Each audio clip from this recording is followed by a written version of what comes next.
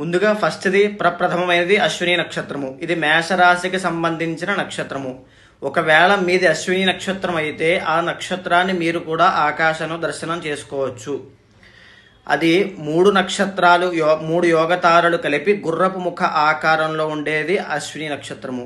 ఇది ఆకాశంలో ఇలా కనిపిస్తుంది పైన చూపించే విధంగా.